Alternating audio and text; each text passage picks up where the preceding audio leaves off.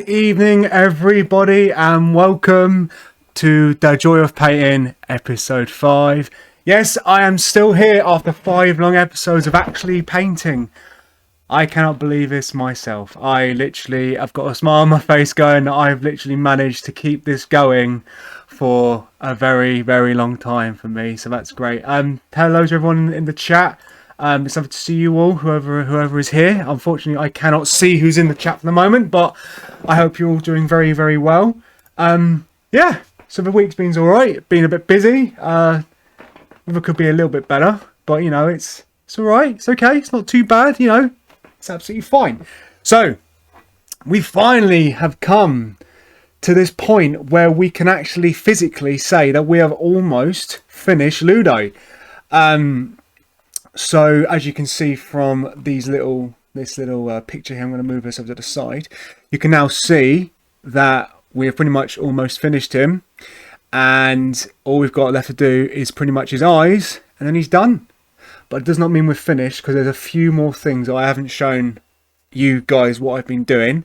So hopefully we're going to do this for 2 hours, hopefully. But if we do run out of time for Ludo, I have something else to show you which I have been painting as well, which to be fair, has been quite fun.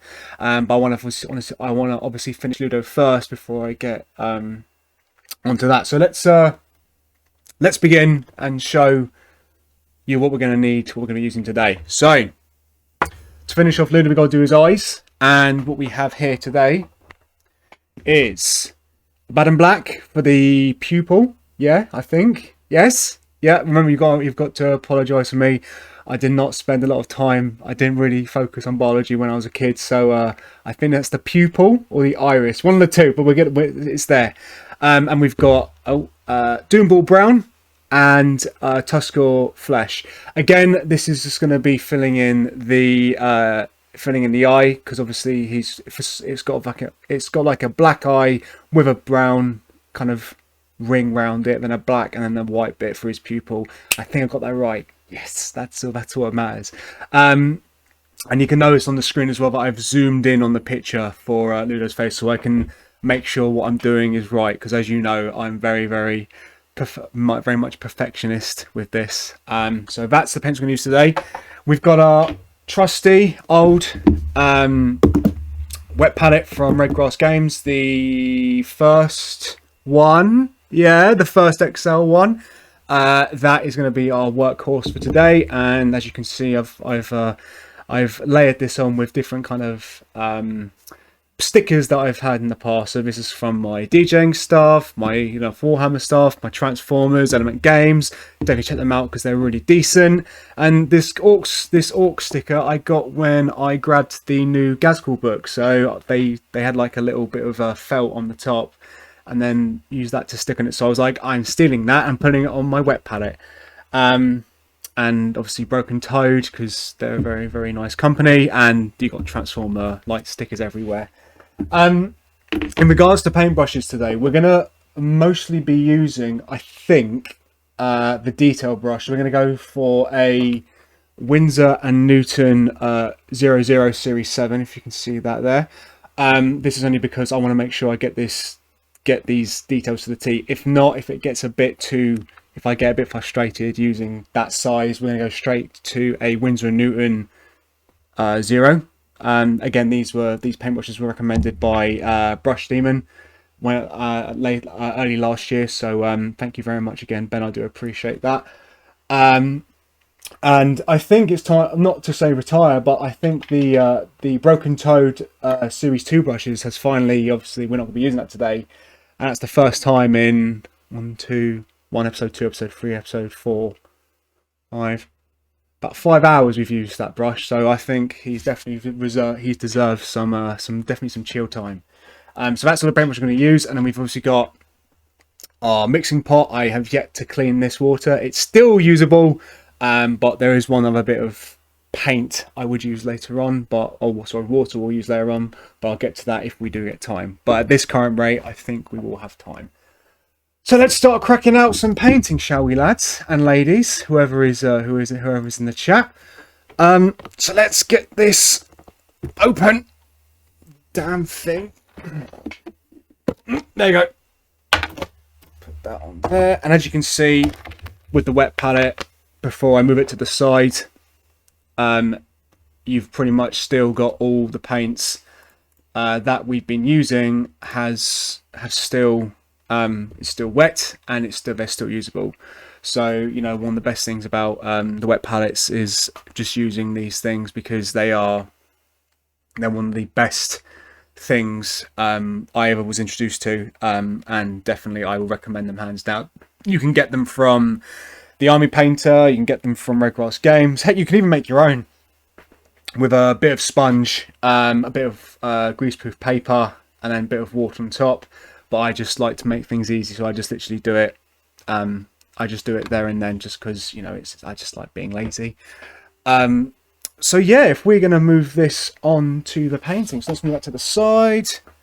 Let's get some tunes going, because I actually am fancying a bit of background noise today, if we can get this working. But hopefully, because of for some reason Twitch didn't block my DJ set on Friday, so I was like, okay, let's have some music in the background. If it's going to work, we'll see. But I doubt it at this rate, because it's not playing. Oh, there we go. So hopefully that's not going to be too distracting. But let's get this going. This is music from the Tony Hawk Pro Skater 2 soundtrack, or 3, one of those soundtracks. So let's start painting. So let's get on with Ludo, shall we? So let's get the camera back in focus. Sorry, I do apologise. I'm still going through using the camera and OBS. This is my streaming site. So there we go.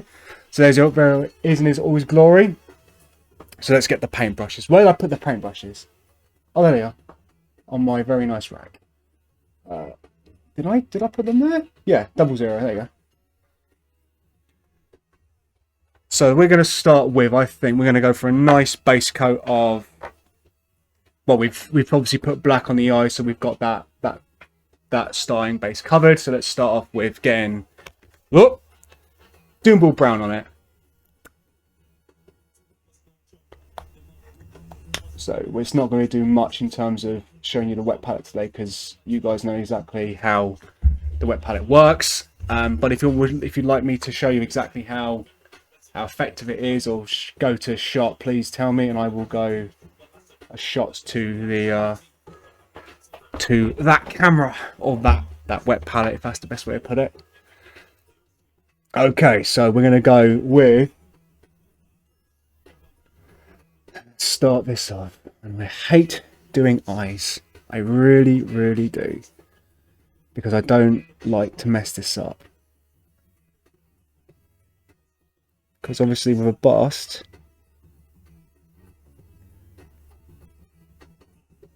they're a lot bigger, so there's a lot more error. A lot more error to mess up, and I would not want to get that.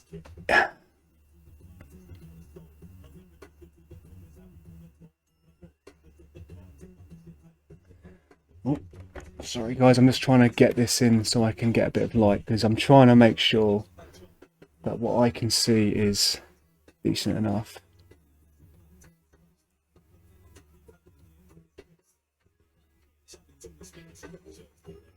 So how have you all been doing? I just want to say that thank you again for joining in. If you're watching this live, and if you're watching this on my YouTube channel, then thank you very much for taking the time to you know, just stop by and watch and enjoy it. I have been looking at a few other things I want to start painting, and I've got a few ideas. So there's one which I have been keeping a secret for a while. You may have seen the picture that I put up of a monster's feet, and he will be one of my newest projects, and I cannot wait to show you guys what he's been who he is, because he was one of my favorite one of my favourite characters of all time. So it's giving you a clue. If any of you have been have watched my or seen that post I put up in regards to that big beastie with little toes, that is a bit of a hint. He was a monster, and he's no longer about. He is a retired character, you could say, but that's all I will say on that. Cheers. So, what we got here? So as you can see, we've started to get the eyes pretty much down, and you know, to freehand these eyes, it's still terrifying for me, and especially when it's trying to get so where you can see it from the picture. Well, making sure that what you see on the camera is, it's nice and you can see it proper. So what else is there? So Games Workshop announced today, because it seems as though my channels or my live streams are pretty much straight after the Warhammer community drops their what's the word? Their preview for next week, and next week is Ogres. It's a Ogres Blood Bowl team, and they're going to be, well, it's going to be for it's a Blood Bowl pitch, it's dice, and what else is there? There's a few other things, but obviously there is also other things like the Black Library. There's a new Black Library book coming out. I think that's about it really, but to be fair, I'm happy because, you know, more stuff in Games Workshop is definitely going to be a massive win. But you know, what I'm waiting for, what I'm honestly waiting for, is the new Orc stuff, which is going to come in very soon. Because my goodness, like, I'm going to be so excited when that stuff finally gets announced. I cannot wait to see what they do. Because as I said before, I'm going to do a live stream to see exactly what they've changed, what they've done. Because I think it's going to be one of the biggest releases of this year, because they've been really hinting about a few things, and hopefully this is going to put orcs back on the top tables, because, you know, I've being an avid orc player and taken a long time out of the hobby for the moment anyway. It's just I needed that bit of time for myself, but looking at hopefully what they're going to do, my goodness, I literally cannot wait to see these new orcs and seeing, you know, how destructive they can be, how fun they can be as well, because crikey, like, orcs, to be honest, are all about having fun, and that's the main thing. So yeah, so as you can see, I've got, if I show it up to there, the camera, so you've got the starts of the eyes. I do apologise, the light is trying to get it so I can show you guys. So we've got the first bits of his eyes done there, so his nice coloured pupils. And then we're going to start, I'm going to just tie up a little bit because that needs a bit of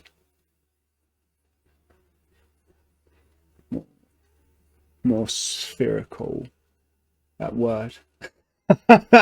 Spherical, yeah, more there you go. Proper bow. So there's the base coat for him. So what we're going to do is we're going to go with, so that's his base colour, that's the base of the eyes done. So as you can see from the below screen, you've got like your black, then you've got the colour, then you've got like a highlight colour, and then the black pupil, and then the iris. I think that's the correct thing. So we're going to go with just a very light, well, we're going to start with the black pupil first, because then I know exactly how far I've got to then work with the kind of the curvature, because you can see on his eye it's got just the black iris, pupil and then the white bit on the corner of the eye, and then the bright thing. So if I have a bit of a clarity, I can then do like a little bit of a line around the side. So the last time I did eyes, it was on, oh my goodness, when was the last time I did eyes?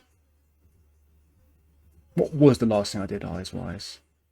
I cannot remember, but I think I'm gonna have to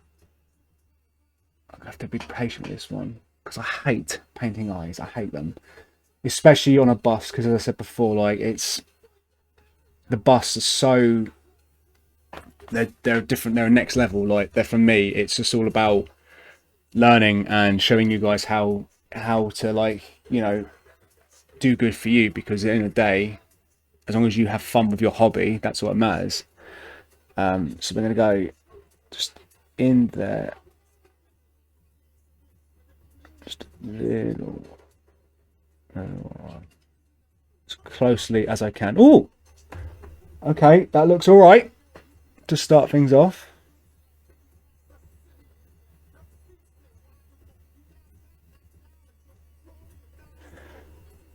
Okay, all right, I can get that.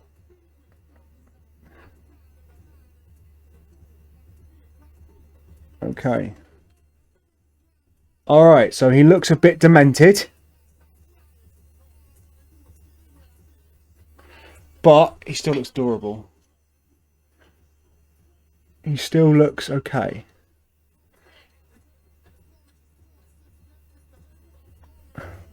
So I still got to remember to, like, put, when I'm paying, it's like there, not at the back. He kind of looks like the thing from the Majora's Mask. His eyes anyway, so if I just take that away. So the eyes are not bad at all. Not bad at all, especially for the size. Looks a bit like the kind of very happy face that he always has been. I love having this thing on a bloody windy thing. It's great. So then we're going to leave that to dry for a bit, and then we're going to go on to the line of the outer of the black, which is going to be the Tuskor. This one here, the Tuskor Letter Flesh. So it's only going to be a very light thing around the side, because then it just gives it a bit more kind of more realistic look to an eye. So as some of you might know, this model is going to be for is a present for someone, and it's just because he wanted one of these, and I never got a chance to well, with obviously the coronavirus, etc. It just obviously that didn't happen, because I only received these back in January, no, February, I think. No, only recently, and I was very much like, I want to get this started so I actually get a bit of time to make sure it looks pretty, because the last thing I wanted to do was, you know, say it, I wanted to have this thing done and then turn around and be like, oh no, it just happens, and time does sometimes get to you and you can't finish off what you want to start with. And that's obviously with this hobby, it sucks because you want to do so much, but then real life gets in the way, and you can't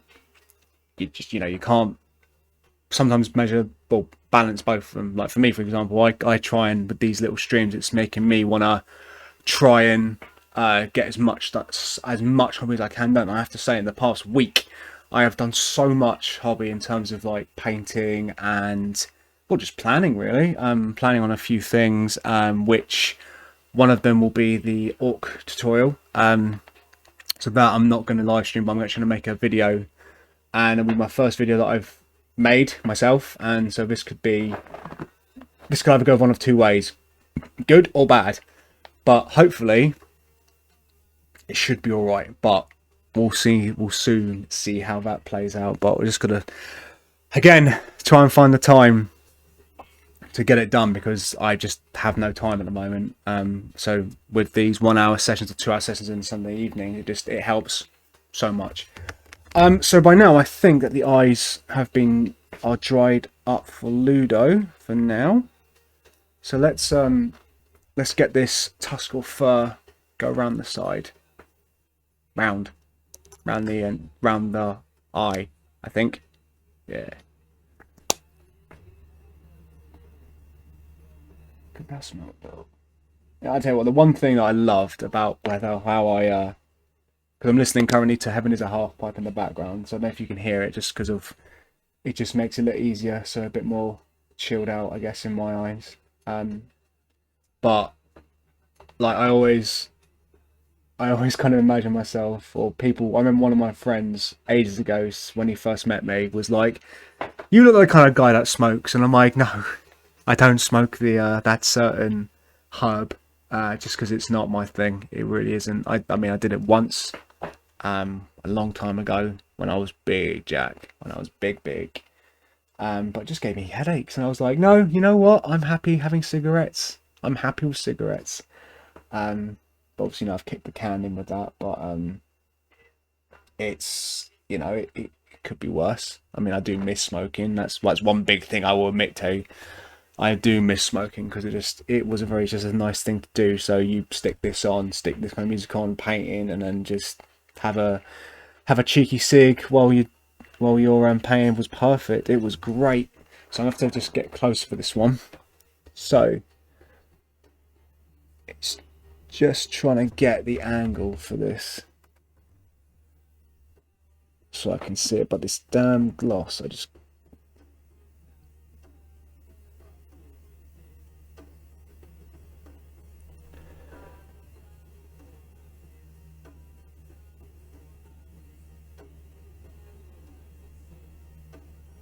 there we go. So you got a bit of a line around his eye, and again with those pesky bits of dry paint leaching onto the end of that paintbrush. That's gotta go.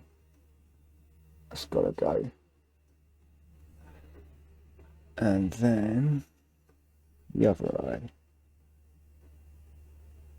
So with this, it's just a bit of water just so I can control it.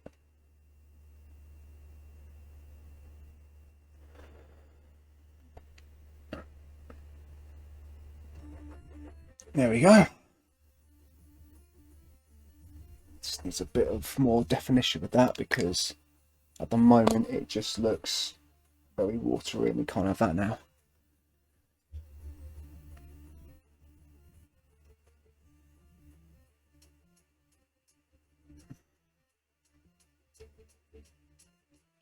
So right eye is all good.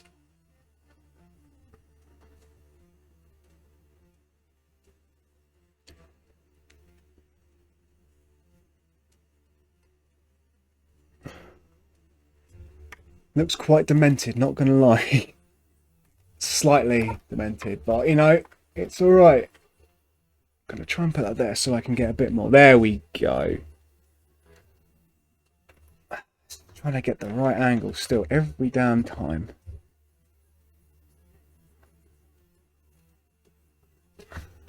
No, it's just trying to make sure that it looks okay. See, I think that looks okay.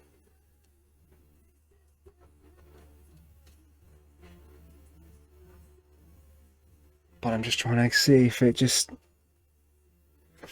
I don't know. Something just... It doesn't... I don't know. Let's do a bit of just DIY and just cover that up a bit more. Best thing with this black, because you did the black first, I can then just go around it and just kind of rechange what I've done. So once that dries, it should be okay. But it's just making sure that it just looks all right.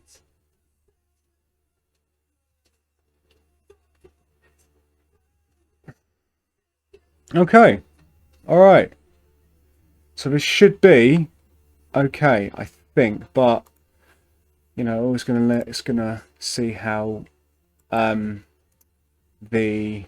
just how good this is actually. But yeah, it's just trying to do eyes and models and just it just terrifies me. It's one of those things. And that's the one thing that I just want to make sure it just looks like, because I'm a perfectionist. I want to make sure that these models look good, especially as it's a gift. But you know what? I'm alright with that. So if I just turn that around the side so you can see it. So, oh, trying to get that angle right. Oh, there we go. Oh, no, it's like one of those games. There you go. Just that way there. So I think he looks all right to start things off. Yeah. And I swear, once he looks like, when you're looking at it from the front, or when you were looking at real life, he does look nice. Plus pictures and damn cameras, it's a pain in the backside. But you know what? I'm happy with that. Obviously, there's a lot of things that I've learned and some things I would like to change in the future, but I'm alright with that. It's not bad. So, what I'm going to do now is going to start tidying things up and just make things look a bit more professional, if that's the way to look at it. So, we're going to retire the 01 brush from now for the moment. Because you see the back is still got a bit of crap from when I did the original base coats for him. So let's get back the... Ooh, that's a very good thing. So let's go back. Let's go back to the old Broken Toes Series 2. This bad boy. Where is it? Get rid of that because I don't want a rogue thing in my bunch. But there you go, miniature series. Broken Toad miniature series 2. So we're going to get some of the Adam Black and then stick that in. So anyone that's joined now, thank you very much for joining. Obviously, this is not my my DJing, if that's what you're questioning. This is my weekly painting episodes. So it's just here just a general chat and see how you guys are doing, and just having a bit of a laugh, really. So it's just basically making sure that this is, when you look at the back, it's like it just gives away the full silhouette of obviously this is a model, but once you look at the back, it's just nice and it's just all black and you can't notice anything. But it's just trying to make sure that this is all covered up and you won't notice it. But with paints from Games Workshop, sometimes it might need a couple more.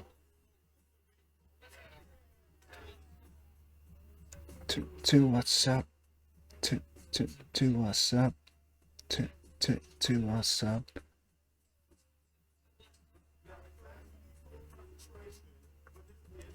Again, this damn brush, when it's summer and stuff, you can't. Paint just dries up so quickly, and it sucks.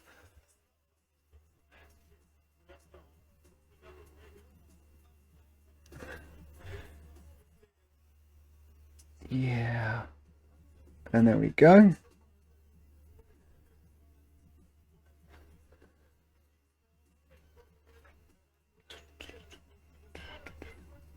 So there we go. And there, ladies and gentlemen, if you're watching this live or just watching this behind, but that is Ludo. And from the back, from the front, perfect. A few things, but you know what? I'm happy with that. Very, very happy. So now that's done, we're now going to go on to something a bit more different. So that took us about a couple of hours, maybe like 4. No, if I'm going to add chatting time and all that jazz, we're going to go with about, hang on, first episode, 2 episode, 3 episode 4. That was a 2-hour bonanza. It's about 5.5 hours on this miniature. You know what? For someone who has never done bust before, who didn't even attempt to, I'm quite happy with that. So, yeah, I'm hoping the person that receives this as a gift is gonna like it and appreciate, because you know they always say that it's the thought that counts, and also it's the fact that if you put your effort and heart into something, I'm sure they would love that. So, Ludo's now done, but as you probably kind of aware, if you look at the bust itself or the plinth, it just doesn't look right. So I managed to get my hands on something that looks a bit nicer, and this is the plinth I'm going to use. So it's your standard plinth from Terra Model Maker, and that's the one I'm going to use to present the plinth to my friend. However, you may be thinking it looks a bit bland, it just doesn't look right, which is why when I got these miniatures, or these busts, if you could call it that proper name, that actually came with these. So if you look down below, I backed the Kickstarter to get these two, the door knockers, and they're going to go on the side of the plinth just to make it look a bit more realistic and a bit more thematic, because these door knockers were a very key thing in the Labyrinth story. And when I saw that they were doing those as a kit backer to put on the back of your plinths, I was like, hell yeah. And anyone who may be watching this and going, they don't look like the plimps that you received in the Kickstarter, is because I'm not saying I'm not an avid, you know, model maker. I'm just a painter and a gamer, but I looked at the plimps and they didn't look right to me. And just the plimps compared to what I was used to, but they're not the best quality. So, you know, Broken Toad have done a fantastic job doing the models themselves, but the plimps, they just didn't look right in my eyes, and they didn't feel right. They weren't, you compare it to another plimp, they just like a bit wonky. And, you know, these were free. Like, I didn't pay extra for the plimps. They came with any bust, which is cool, but I would have thought that people would have made a bit more effort with the bust, because they're going to go on top of these, and people that don't know about busts will then have a bit of a wonky bust and won't look right. So I want to make sure these busts are pristine, and these are the best of the best. So without further ado, let's start working on this. I reckon we can get Ludo done and put on a plinth and these on the side in this evening. So let's see. It's now 7:30 now, so we've got an hour and a half of this session, and I reckon we can get these done, because these little gold things, these door knockers, these aren't going to take long, because I'm going to use a technique I learned from my friend Dave Glacier, who's Armory Dave, and he taught me how to do gold quite well. So I'm going to show you this now. So if we're going to move over there, so the gold is, we're going to start with where is it? If I can get over here for a second. So you've got Castellix Bronze, which is an air paint from Games Workshop. Very good paint, I must say. Phalax Gold, as well as an air paint. And then lastly, now this should be Runefang Steel, but I don't have Runefang Steel at the moment, so I'm going to use Chainmail, which is a very, very old Sid Steel paint. But does the same job, to be honest, in my opinion anyway. And it keeps... as long as you basically have like a bright silver, it's absolutely fine, and it's, you know, it's the main thing. So let's start with these. These gorgeous door knockers. So the door knockers, for those who don't know, they were part of the Labyrinth film when Sarah has to. I think she. What was it?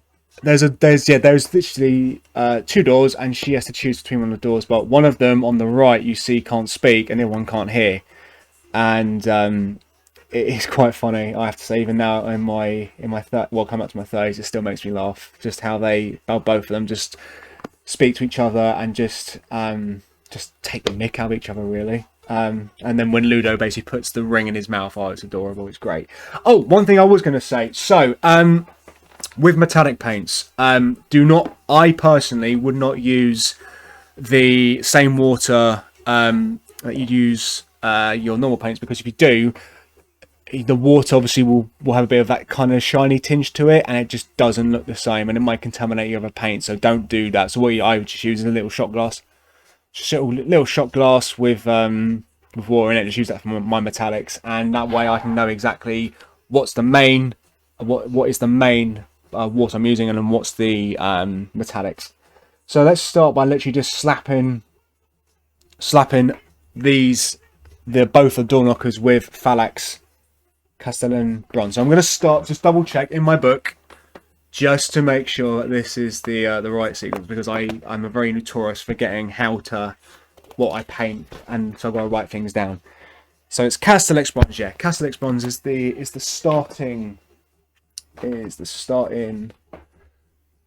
color. So let's start with just straight on it goes.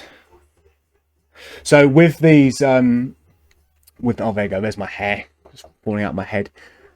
With these resin like decorations, you can call them, I had to wash them first, because with resin and with resin miniatures, you want to make sure that they are clean, because because they've got a seal on the top when they come out of the molding process, and if you don't clean them, sometimes they can not. It basically, if you put paint on the top, the paint won't stick and it'll peel off. So it's always good to make sure to get your paints and basically get your miniatures that are resin based, and just give them a wash in warm soapy water. There is also a it's a nail polish remover from Superdrug, which I use as well. Again, Dave Glacier told me about this. Marmy Dave on Instagram, if you want to follow him, he's a good lad. Basically, it will clean your miniatures for you, and it's quite easy to use. Just literally put them in there, and it won't, because it's acetone free. Make sure it's acetone free. It won't melt your miniatures. That's the last thing you want to do, because melting your miniatures is bad. Very, very, very bad, because you don't want to lose all that detail. That's the main thing. So there's the first one done. Just going to go on to the next one. So with the air paints, obviously, because they're very thin, you want to make sure that it's going to take maybe a couple of coats. So we're going to, hopefully with this heat, it will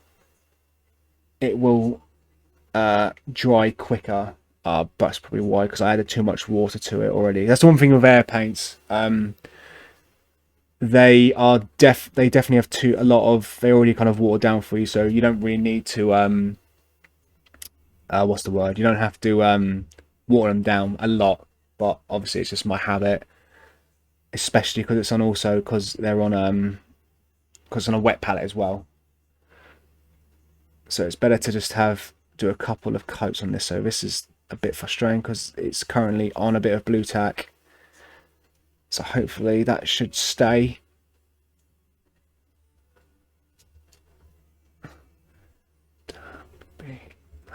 But it's on the back we go. And once it's done, we're just going to leave this to dry, and hopefully it should be right. I really should have just brought my hairdryer, because hair dryers definitely make it a lot easier to paint, and obviously it makes it dry quicker. And there's I used to remember having a little hobby hairdryer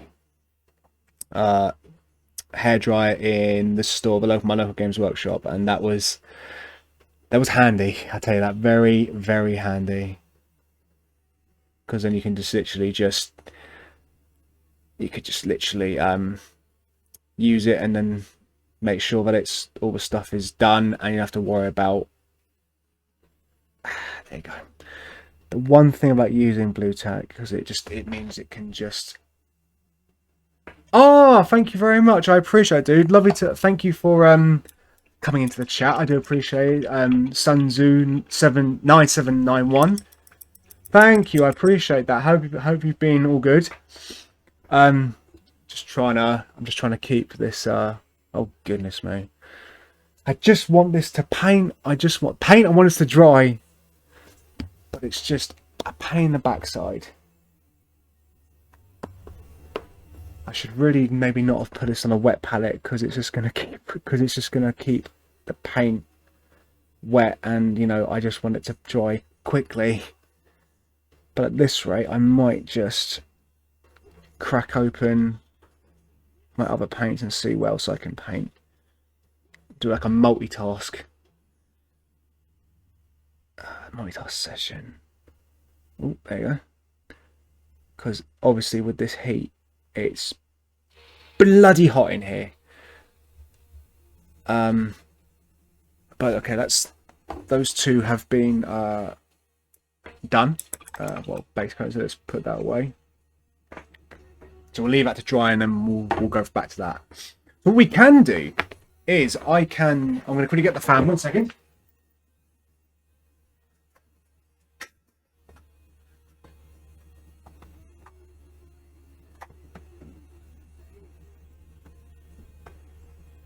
Gonna get the fan on, so hopefully it will dry those door knockers quicker.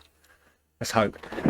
So while we're waiting for them to dry, I think we'll just try go back. We'll go back to this plinth and see if I can make it a bit more cleaner. So I did use a spray to get this all ready to go, but as you do, sometimes, oh dear, one of the door knockers has fallen over. Especially it's the one that can't talk. It always has got to be that one. He's always a pain in the arse. But the what's the word? The fan is doing its job. It's cleaning. It's making it dry quicker. Dry.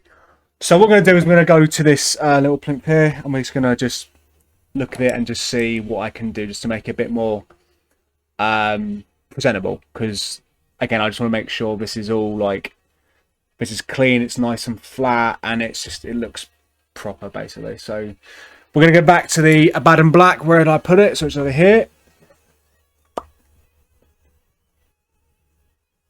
And we're going to put it onto the wet palette. And then a bit of water. So when you're with plinths and making it a nice even coat, it's just always good to add a bit of water to it. So you see on the front here, it was sprayed perfectly. However, there was a few times where you can see that it just, with the rain and stuff, it just didn't. Oh my goodness me! Never use like blue tack to hold door knockers, because apparently they fall off. This is when my anger starts coming out, because I'm like, I want to try and do something nice, and just things doesn't work out proper. So we're gonna go back to that in a minute. Well, we're gonna let it dry and then just glue it to there with super glue. So we've got our little Abaddon Black. We're gonna go over the top and just evenly coat this plinth. So we've done the basic. We've done the initial spray, but we're just going to do strokes across the front so it's a nice even coat. Just do it like you're doing, like just like you're painting your own house, really. Because I like using the spray, because again, this is the first time doing what's the word? First time I'm doing busts, but I've used plinths before in my because I used the same. I used a plinth for my cooler model, which I entered it into Iron Skull last year. Believe it or not, we myself, James Tarrer, and Duncan Luca got to go to Iron Skull and then enter their competition before obviously coronavirus hit. And that was a really good time. Definitely seeing it from a different perspective, from like me being a gamer, and then actually seeing the effect of how a painting event runs. It's very different, I have to say. A lot less bitchiness, because obviously in tournaments you get loads of kind of people that just want to win, and it's like politics. So just again, we're going to go over the top and just try and get an even coat around it. So this may seem light up now, but once it goes over top, once it dries, it will be absolutely fine. But it's just trying to get those even coats, and as Duncan Rhodes would say, 2 thin coats. As much as I believe in that, because oh, there you go. That's going a bit more watery than the actual Abaddon Black.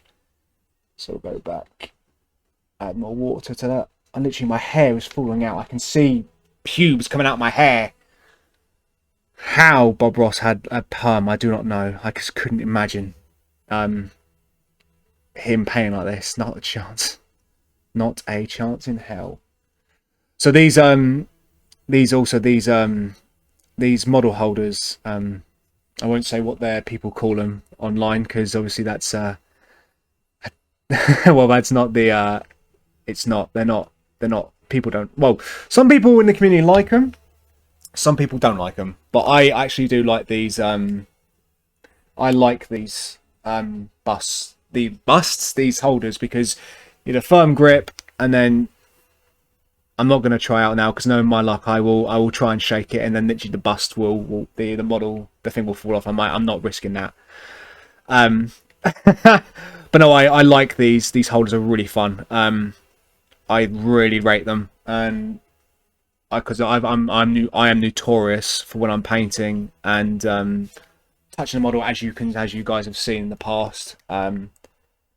Touching the model when it's wet, especially, I'm like, Joy. That's all I need to see. Because I hate when you finish a model, you finish it right then, and it's like, oh, that's amazing, and you're really happy, and then you see there's a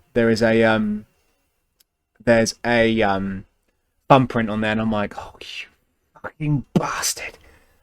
But it's all right, because I'm trying to get used to also. I'm trying to get used to putting on like gloves, but I just find gloves so fiddly. It's just like, can't be arsed with gloves. It's crap.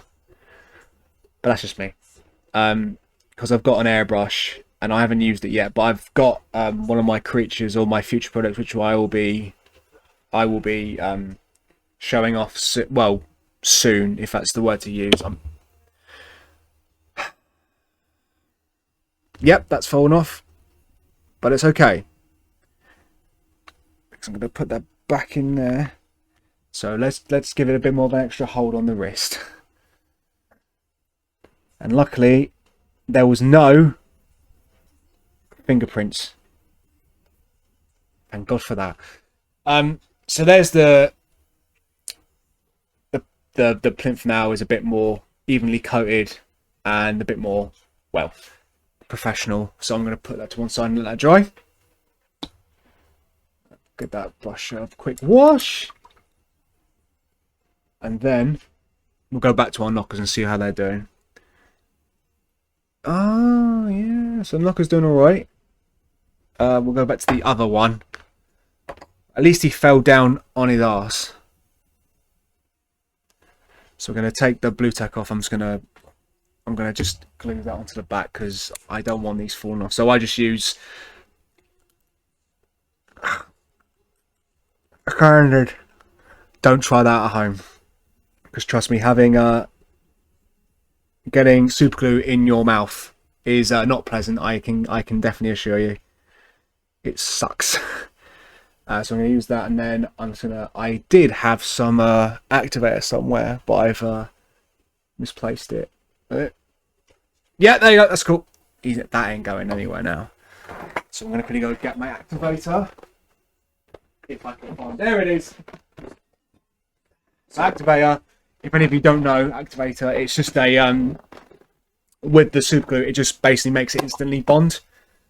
So literally just spray it like there, and then there you go, instantly bonded, and it's basically it instantly glues. But I would recommend to make sure you do it in a well ventilated place, because that stuff, whew, that's a bit it's a bit spicy. If I can agree to that. So we're gonna go back to the door knockers, because we're now getting a bit more.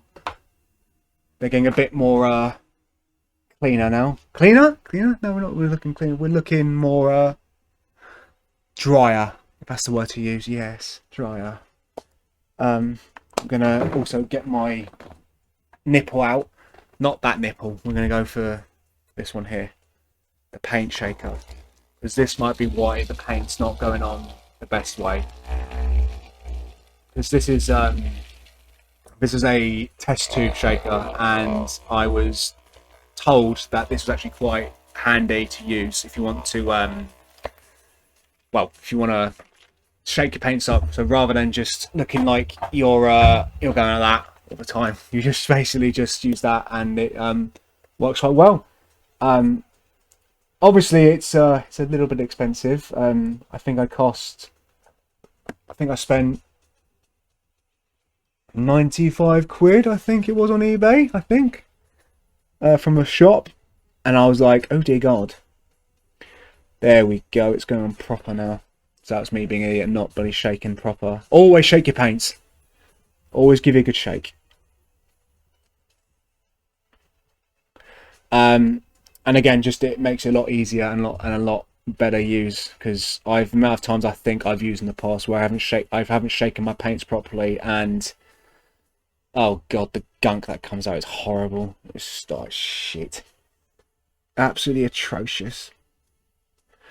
And there we go. Just literally, it's going on much quicker. So because I did prep these paints and I did put them on. I did shake them about 5 minutes before I started. But I guess in that short time they just dissipated before. But now you're getting a lot. But now we're getting a lot better coat on these door knockers, which is lovely.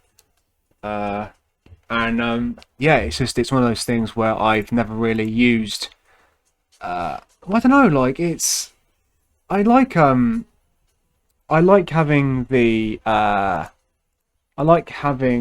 the ability to, you know, paint better, but as some of you or may not know, if you haven't met me before, or this is your first time looking at my stream, if you want to hit the follow button, that would be really that would help me so much. So if you're new in this chat and you want to keep on seeing what I do, just hit that follow button, and I really appreciate that. But it's up to you. I'm not forcing it. I'm not gonna promise that I will do X and Y. But you know, if you like the content, if you like what I do, then you crack on, and that'll be awesome. But yeah, no, I've never really been much of a painter, for what those of you who have just joined in. But I'm much a gamer at heart. I will play a lot. Well, I used to play a lot of Warhammer, a hell of a lot of Warhammer. Before the coronavirus hit us. Can I say that out loud? That's the thing. Because I know on YouTube you can't say the C word. You can't say anything bad or negative. And I'm like, oh, I'm going to be blacklisted. But you know, small channel. I'm sure I'll be fine. But you know, I very much am a gamer at heart, and I love gaming. It's one of my favourite things to do. But I'm very much. People have said people get frustrated with me because people know that I can paint. People know I can paint, but I'm so lazy. I am so lazy. I mean, I was this one of my like most famous things was called the world's laziest painter, and I was there like, yeah, I am one of the world's laziest painters. But I've got to be in the mood. That's the thing, and being in the mood and actually wanting to paint. That's the hard thing. You want to make sure that you want to have fun while you're painting, and that's why like doing these live streams and stuff is actually quite fun, because you get to see people or meet people that you've never met before, and you know, people that just like have just swung by and went, oh, what's this channel? What's this monkey man painting up? It's quite fun. But I will be I think the first video I said to you guys who have just joined or are not aware, that I'll be doing a orc skin tutorial, because I know a lot of people have like gone like, how the hell do you paint your orcs? Do you do them pale? Do you do them dark? Do you do them light? Oh, it's just you don't know. But I kind of I've always been a lover of pale orc skin. Just because it's fun, and it looks a bit more meaner, I guess is the best way to put it. Because orc psychology, physiology, if that's the best way to put it. As orcs get dark, their skin gets darker as they get older, and obviously the older they get, the more stronger they get, and they are a bit of a they get big. They get big. So like the biggest orc they have right now is big old Gaz, which I took so much pride in paying up, and now he's on my shelf, ready to go when we can actually play again. And I will be looking at seeing what I can do in terms of, well, seeing if I can fit him into a new list, because I'm very much a lover of orc stompers, hands down. Orc stompers are like my thing. Because I have two of them. I've got Big Steph and her sister, which I still have yet to name her.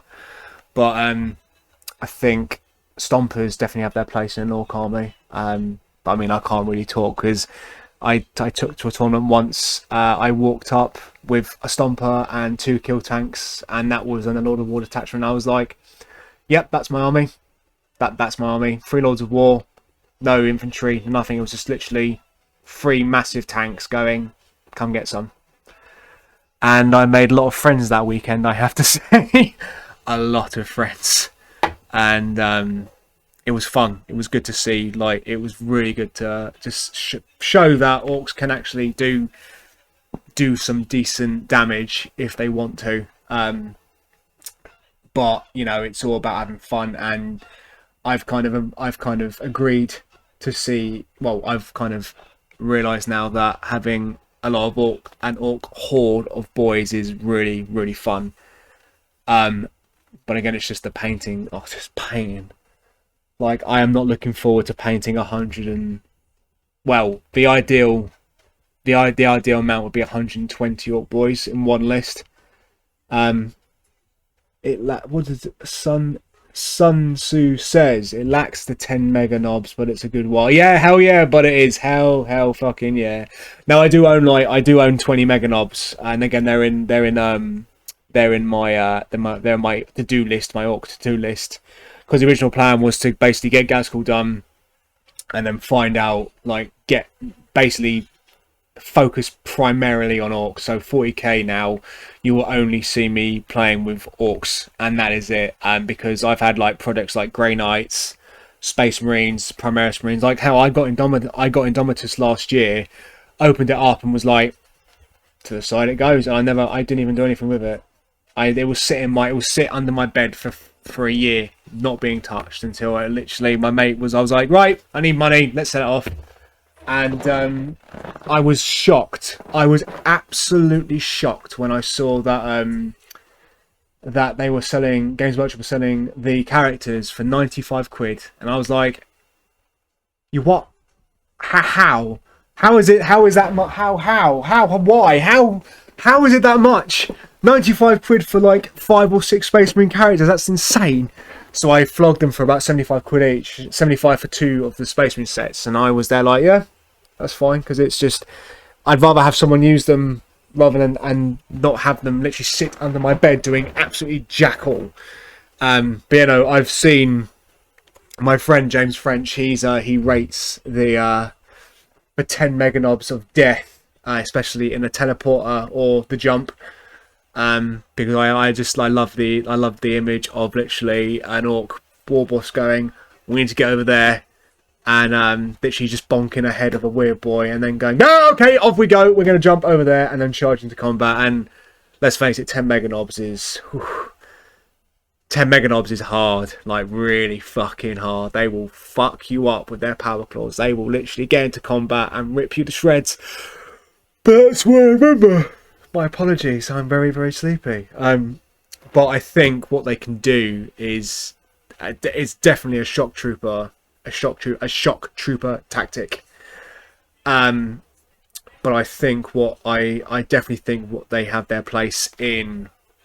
They have their place in the game, but it's just, what can you do, really? What can you do against fucking 10 mega knobs? Like, you can bait them out. You can bait your opponent. You can bait your opponent to send them out in a really shit position, which is, you know, that's understandable. But what you can do is you can just send them off and go, dead, that's fine, do your thing. Because I originally wanted to do 10 mega knobs, and then Gaz, and each of them being able to jump in one go. So like I think it was spending command points on the teleporters, so they would come down turn 1 or turn 2, whatever the rules were saying, and then jumping Gaz from the back line to the front. So literally you'd have Gaz, 2 mega knob units, and then charge into combat that turn. But I just never got a chance to test it out because I think, yeah, the coronavirus hit, and I didn't have a chance to ever like test out Gaz. And I mean, he was sitting on there doing, I think I'd managed 20 hours on Gaz. Yeah, 20 hours paying time on Gaz, and then it just basically stopped. What's this? Would be nice. Could do it for turn 2. Yeah, turn 2 charge is feasible. It's fucking terrifying. Yeah, I can imagine it's killing gaming. Yeah, I mean, a lot of my friends have said like, oh, they've gone on to using like, it's just like what was it, using like tabletop online simulator, and like I'm there like, yeah, that's great and all, like, but you don't get the same love, if that makes sense. Like, I fucking love gaming. I fucking love it to the high heavens. I think it's one of the best things about this hobby, because it builds up that. Because once you get those that rivalry with people, and oh, it's fucking great. It's lovely. It's fucking sick. But like doing that virtually, you can't do shit. That's just my opinion. Don't get me wrong. Like, you know, everyone. I know people have loved this. Loved the gaming online and stuff, but it's just I don't trust a machine rolling my dice for me. And as shit as that sounds, I'm like, no, I like rolling my own dice, because I am firmly under the belief, and you can laugh at me to the cows come on this one, but I genuinely believe that my dice have just got some ridiculous luck, just absolute ridiculous luck. Like they're not like I've seen rigged dice before. I've even attempted to put literally dice in microwaves to see if that works, and it does, fucking surprisingly. And I even played against, oh my god, yeah, I remember this guy. Christ, this brings me back. So I was playing in one of the Tolworth first founding tournaments in Surbiton, I think it was at the time. I think it was, and this guy was running. This guy was running I think it was back when the Blood Angel phase was hitting, and you had Terminators inside a Land Raider Crusade, and they'd come out and they'd rip to shreds. But this guy was just not. These Terminators just did not die, no matter what you threw at them. Just fucking ridiculous. Like, they just would not die until it came to day 2, and fucking it turned out this guy who had won previous tournaments was using rigged dice, and these dice you wouldn't even fucking notice. Basically, the ones were 6s. I know there was only like a few of them. A few of these dice didn't have any 1s, but he'd always use these specific dice, and they would never roll a 1, so he'd never lose. And I'm happy that he fucking got caught, because that was like, I mean, who fucking cheats in gaming, for fuck's sake? Like, it's ridiculous. Like, this is, like, I'm not gonna lie, like, let's not face it, lads and ladies, like, this is fucking, like, adult Barbie. Like, like, this is fucking models, this is plastic models with dice and tape measures, and we do this because we love the hobby, we love the community, the lore, the enjoyment of it, like, and some people do get that love for gaming, and now I'm one of those people. I love winning, I think it's great, but I like to win with a bit of sense of honour, hands down. And you know, call me. This is like an old school way of doing it, but I'd rather lose with honour than win by not, if that makes sense. Because I just can't stand. I like that. So it's a bit of respect. Like, I don't know about you guys and ladies in the chat, but like, I've got to have respect I've got to respect when I'm gaming. Like, have you ever played against someone in a tournament, or like someone who just does, oh, look at that, well, sorry about the divergence of me chatting away. Like, you guys should know by now that I literally go on a tangent, and now I'll have another tangent, and come back to painting. See how much I love painting. So if you can see here, our door knockers are looking very fucking snazzy now. Okay, right there. There's one, and that's just with one coat. Oh, sorry, that's with like 2 coats on the top, and then the second one. Oh, look at that! Look at that face! Look at it! It's beautiful. I love this. And once I get into the zone of painting, I'm there for hours. I said I'll go for about 9, but I guarantee by now I'll go till 10, like proper solid fucking painting. But we'll see how it goes. What did Sun Tzu say? Oh yeah, mistakes happen, rules get misused, but actually cheating is, oh fuck yes, actual cheating is bollocks. Like, like, I'm not gonna lie, like, when I was a kid, oh yeah, he's fucking lovely, man. I'd marry this fucker. I'd kiss him on the lips if I fucking could. Like, I'm not gonna lie, when I was a kid, like when I was 16, no, when I was like 12, 13, there was a few cheating hits in there. I like be like points over by like 200 or 300 points, but I still fucking lost because I was cheating. I realised, like, cheating, it just doesn't make sense. It doesn't fucking, it's not fun. But it's just why, like, I think, where is it? I think there was a GT. I think it was this heat or like one before. It might have been during Corona. I can't remember, but it was in America, and someone. It was because obviously in the GTs they will live stream to Twitch. Like you see the cameras above here, people like will use Twitch for like gaming, chatting, podcasts, painting, and you know, Games Workshop has gone to the onto the back and done gaming, and I think it's really fucking cool. Really fucking cool. But independent tournaments have done the same, and I think there was a review of someone basically doing. Oh, I can't remember, what was he fucking saying? Oh yes, I remember now. Yeah, so and with the camera down here, I can show you the best way possible. So, unit was here. This metallic paint was here. Then obviously you had a unit here, and I think this unit here, I felt like an army general like this. This unit here was the opponent's, and he was shooting at this unit here, and they both agreed before they started that if he would shoot this unit here and wipe him out, then basically they could charge and stuff. And I think they rolled dice.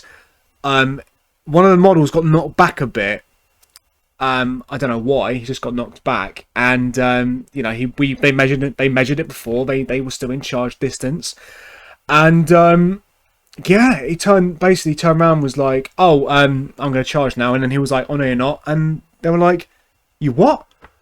And yeah, they basically had an argument before saying that because the model was now back, they couldn't charge. But at the start of the turn, they agreed that he could they were in charge range, and I'm just there going, "What the absolute fuck?" Like that's a bullshit tactics. That is absolute bullshit. If you have talked about this before you actually do something and agreed jointly that you could charge, and just because of natural like being pushed back by a dice roll, it shouldn't matter.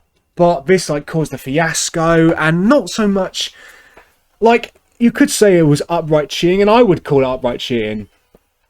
But it's just it's just ridiculous. Like it just pisses me off. Like if you have an agreement, this happens, and then boom, it's happened. You go past it, but stuff like that's just fucking baby back bullshit in my eyes. In my eyes, anyway. But you know, everyone's a bit different.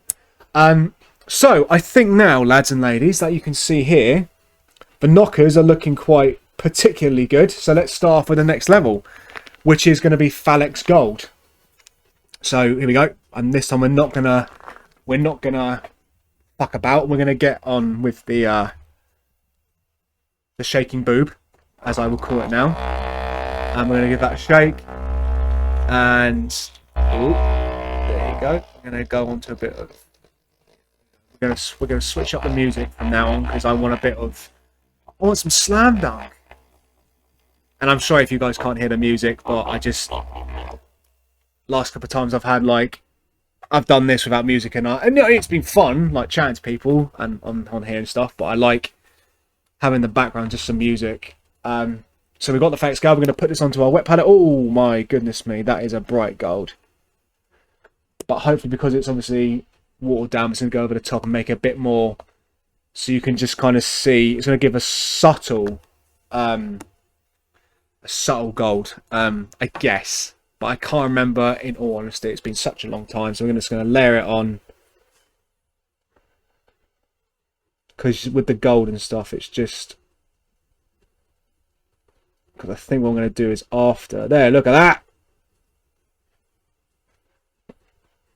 Because what I'm going to do is I'm going to... Because with the bronze... Because with the bronze layer underneath, it's just going to give that kind of subtle look. And what I might do is after, I might do like a wash of Reichland flesh shade, I think, just to bring out some more details, because as much as everyone does love a bit of detail, and look at that, that's beautiful. I'm so surprised myself sometimes, I really do. But you know, it's all about just having a bit of fun and enjoying yourself. So I personally, as much as I like that initial plan, I think I'm going to do a right clone flesh over the top because it needs, because there's so much details on those. There's so much detail on those knockers. Because if I was just going to do, if I was just going to leave it like that, I mean, I would be happy with it being left like that, but it kind of feels dirty, not putting wash over the top. But that's just me. And the last, and then we're going to go to the second one, but the last bit you do as well is you put over Runefang steel over the top as like a kind of highlight while it's wet, and it kind of gives it that kind of silvery, goldy, and basically look. That's the way it was literally the way I was described. It was the way it was described to me. I was like, okay, whatever, because this was originally these techniques I've used are from, again, my friend Dave Glacier, and he kind of gave me these tips because I wanted to do my ogres and get them sorted out and finished. And now my ogres, well, the beast claws are now completely finished, which I'm so happy about. After, because the one good thing about fucking lockdown was I was actually able to finish my beast claw raiders, as much as I I enjoyed that, because all that time I was prepping for the GT, and boom, it just COVID hit, and then literally they had to get rid of the tournaments. I was like, you fucking bastard, because I was really looking forward to actually going up with the lads and just actually, you know, having a bit of fun with the tyrants, which the Tunsgate tyrants, one of the most notoriously and evil team of the entire Surrey. I'm joking. We're a lovely bunch. We are a lovely bunch. I love them. I love them to bits. I like my family. It's great. And then the last thing we're going to do, while the paint is wet, we're going to get onto chainmail, which you would use Moonfang steel. The one problem with these old paints, they get a bit breaky up a bit. So get the boob out and just give it a shake. So what are you guys working on? I'm curious to know what you guys are, if you guys are working on anything, or just liking what I'm doing. I'm quite curious. So I'm trying to just, it's weird trying to see, going from like the thing I'm using to then seeing how Twitch actually works, is what my screen is basically a bit different to what you guys see. And you know, it still terrifies me. Am I going, is everything going fine? Can you hear everything? Is it okay? That's the main thing, because the experience obviously is you guys, and make sure you guys are having a good time, and that's the main thing, really, having a bit of a laugh and a bit of a good time. But yeah, it's all about having a bit of fun and just seeing if you guys are enjoying it and stuff. So with this, I'm going to just move to the side for this, because this is a technique that was shown by Dave. So we're just going to go, oh, there you go, just a bit, so where like the light would touch, you just go on the tops, so like anything where the light would touch. It's like Mufasa when he says, everything the light touches is our kingdom. Just think like that. That's the best way to go. So literally, wherever you see, like the light, where the light would hit, you just do a nice little line on the model. Because obviously, when you see metal, when you see metal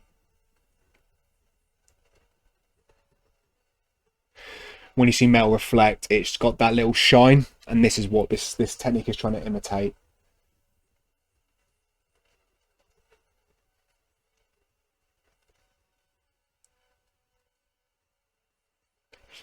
And it's still me trying to get used to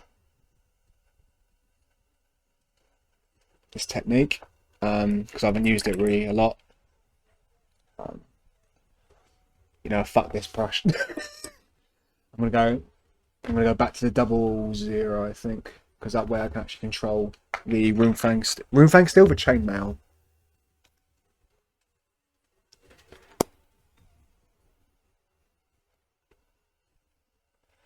We're just gonna go into where the sun would shine. Just very.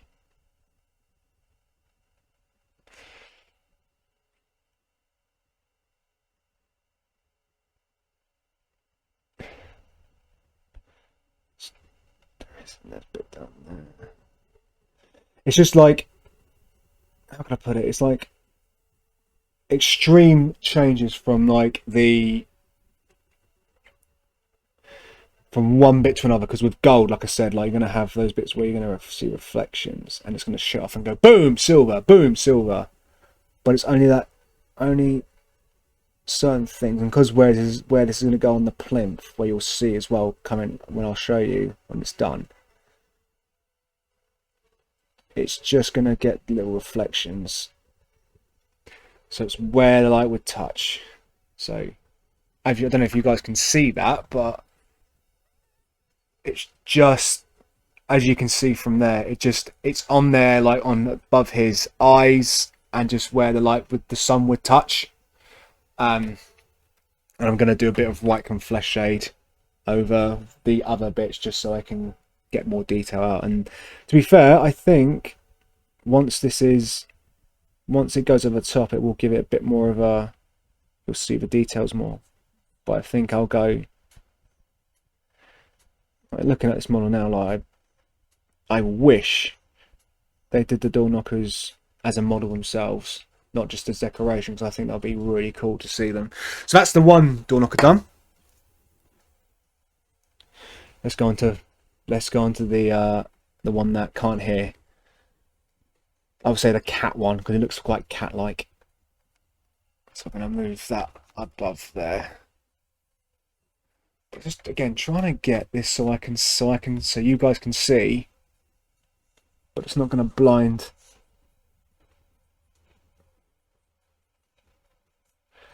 But again, I want to make sure that you guys can see what I'm doing, and you're not blind and light. I think I found.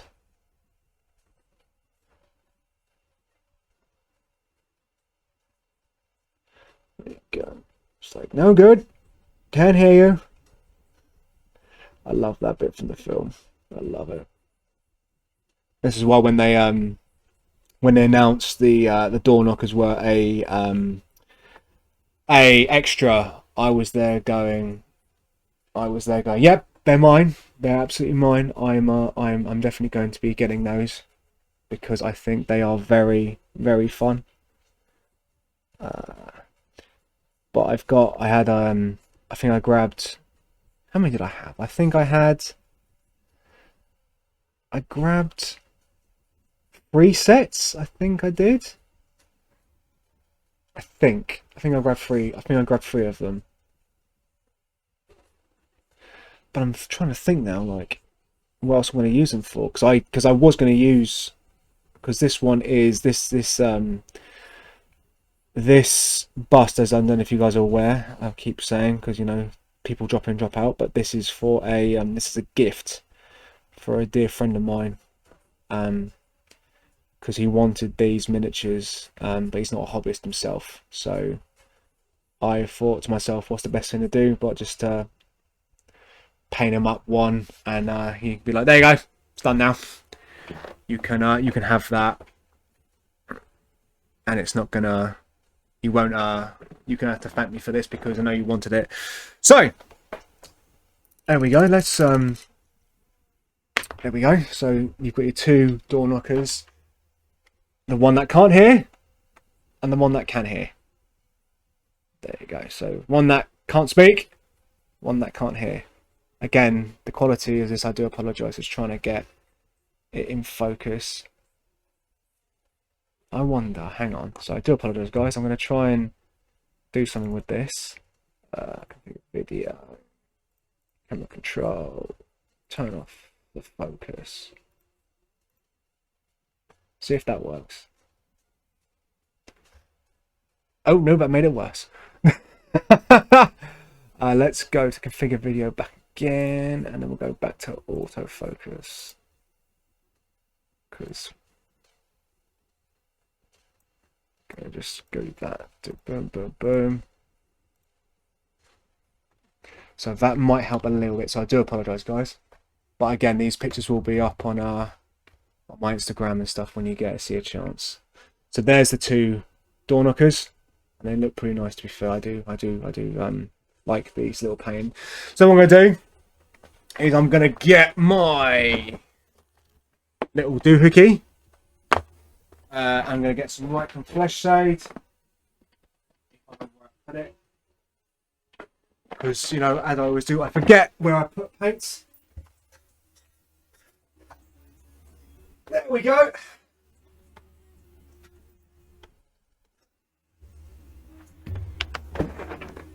There's some light from flesh shade. I'm going to get we're going to use the big ass brush because I don't want it to kind of overpower the silver. So we're going to get onto our brushes, put it in there.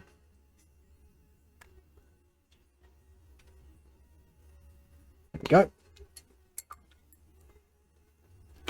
We got our little brush. Oh, lovely. I'll tell you what I'm going to get. I'm going to use the big brush in this one. This might be a regret, but we'll see how it goes.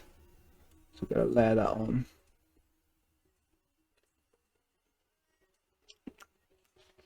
Disgusting. There. There. There. There. That's my eating paste. That's my eating paint face. There. There. There. It's awful. There. I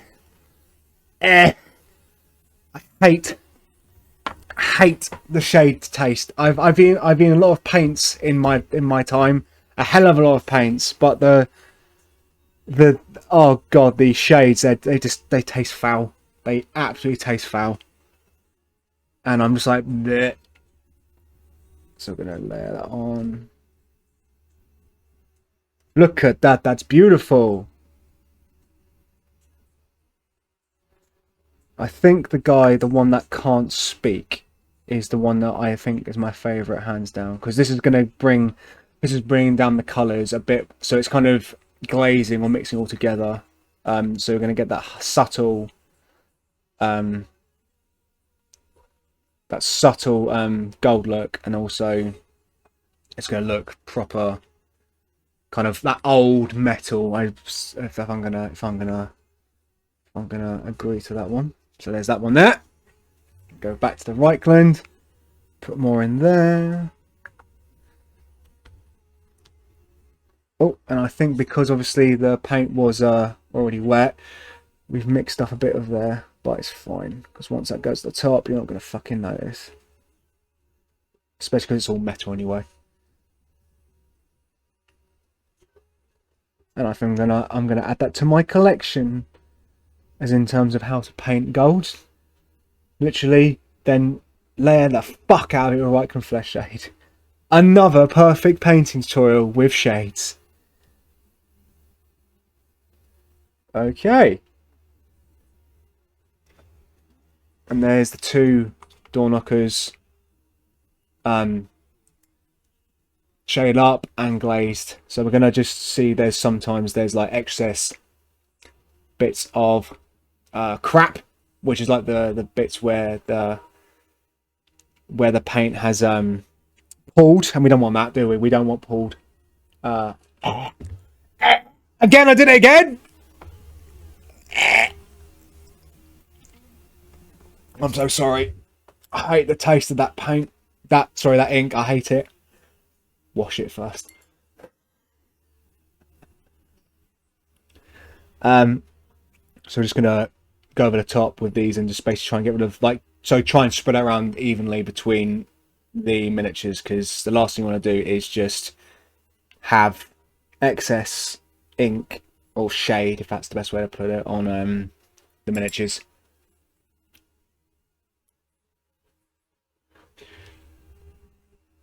There we go.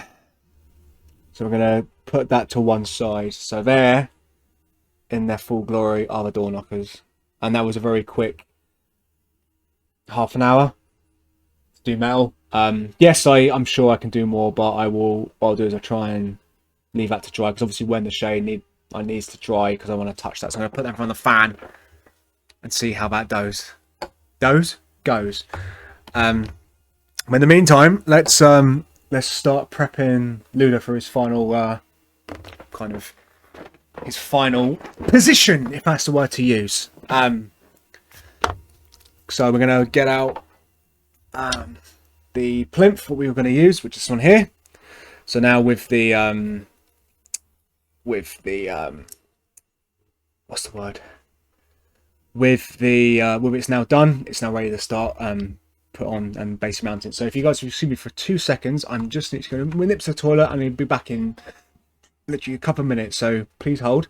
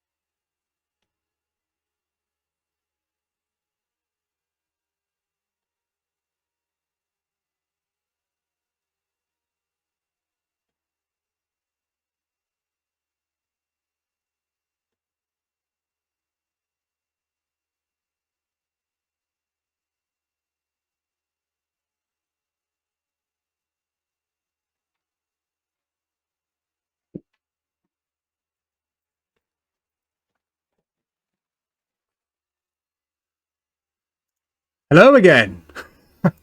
I'm sorry about that. The nature calls and I had to go. That's the it must be done when you need to go to the loo, hands down. So as I said, we've now got there's now the plinth is ready to go. So we're going to start prepping that for Ludo to basically be mounted on and to basically start him getting ready. So I'm going to take Ludo off, and we're now going to basically stick him in his final resting place, if that's the best way to put it. So hopefully, there we go. It's the same position that he should be in. So it's going to get that perfectly fitted right there. So we're going to basically make sure that he is yeah, that's not going anywhere. So get some super glue. Now I wouldn't advise, so I would normally use what's the word? I would use activator, but on this I don't want the activator to crystallize, and what I mean by that is basically where you spray the activator and it gets cloudy, and that's the last thing I want to do. So we're just going to glue that onto there.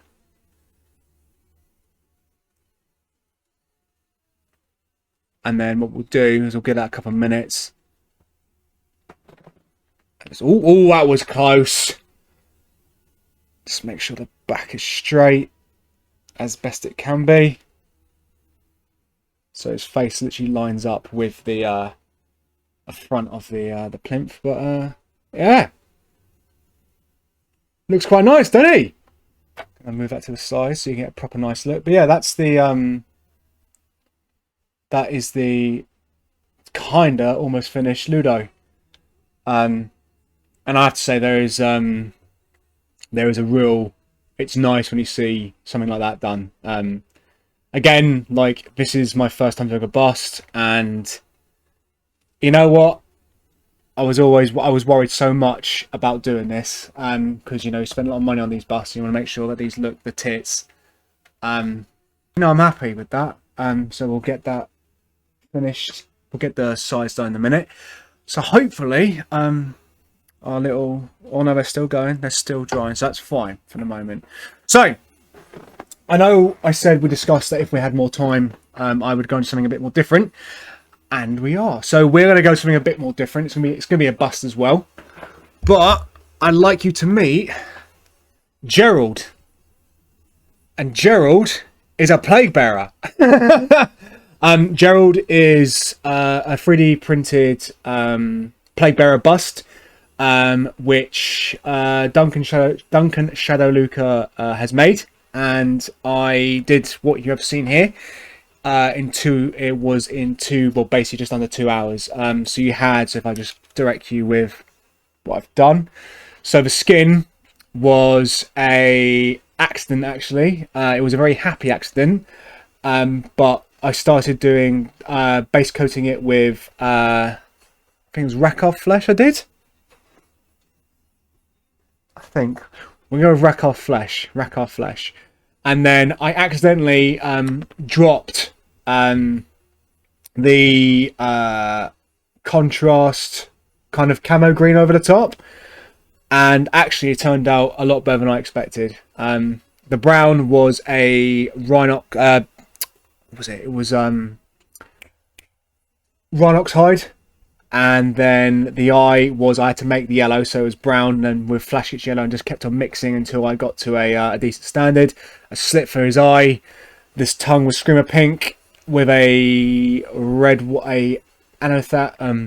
Carabao Crimson wash, and the boils was Bugman's Glow, but with the red shade as well. However, I am very prone to having. I want him to look a lot more sicklier, so we're going to spend the next half an hour while we wait for these door knockers to dry. We're going to do some whiteheads on this cheeky chappy, and as much as I we're gonna do some whiteheads. Just trying to get that so and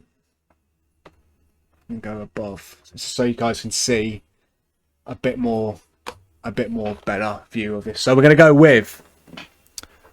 So we originally did Bugman's Glow with the boils, and then Carabao Crimson for the wash.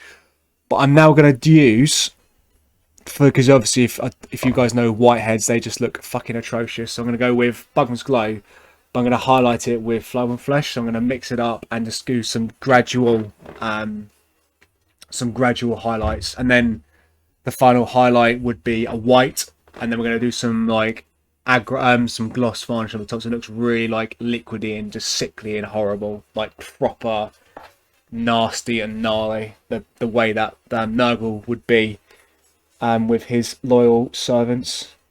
And Gerald is one of those people, and you can definitely guarantee that Gerald did not wash his hands during the pandemic, because he's a very naughty boy.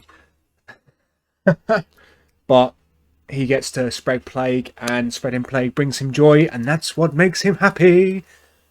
So we're going to mix in Flayed on Flesh with that, and just getting a bit more kind of, we're going to go with like a highlight over the top, so it's just going to be, you're going to see the basics of the kind of inked boils, and then going to go straight to white, and then just have put over the top. So as you see here, just going to lay at the top. And again, this is like, I picked it up from Mr. Duncan, and just thought I'd give this, because I always saw it on his shelf and going like, I really wanted to paint that, so he gifted it to me, so thank you very much, Duncan. And because I always have liked Nurgle. Nurgle's been one of my favourite gods, hands down. But I'm more of I've never been the kind of like a follower of Khorne. Sorry, a follower of Tzeentch or Slaanesh. Oh god, I hate Slaanesh. Hate Slaanesh with a passion. But like, I really liked. I really like the whole way of Nurgle is like pretty much the only happy god in Warhammer 40,000 because he just loves spreading plague. And it's very true. He is the only one. He's the only one in the 41st million who actually is happy. And it's good to see. So you can see here what I'm doing is I'm just going to do like the highlights of just the red, like the spot. So you when you look at a spot, you can see that the underneath is just still very red, but as soon as you get to the top, it's like dead skin, or where they're trying, the white blood cells are trying to fix it. So when you go to the back, when you get to the top, the tippest toppy bit, it's going to be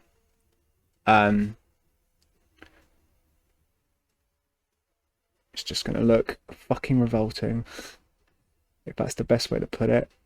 And in a way, for Nurgle, that is a good thing, because rotting, revolting and evil is what Nurgle loves the most. And so you've done the front bit. You can see there, we're going to go down here. Just literally the little things, just a little highlights will kind of make it pop and just get a bit more love out of this.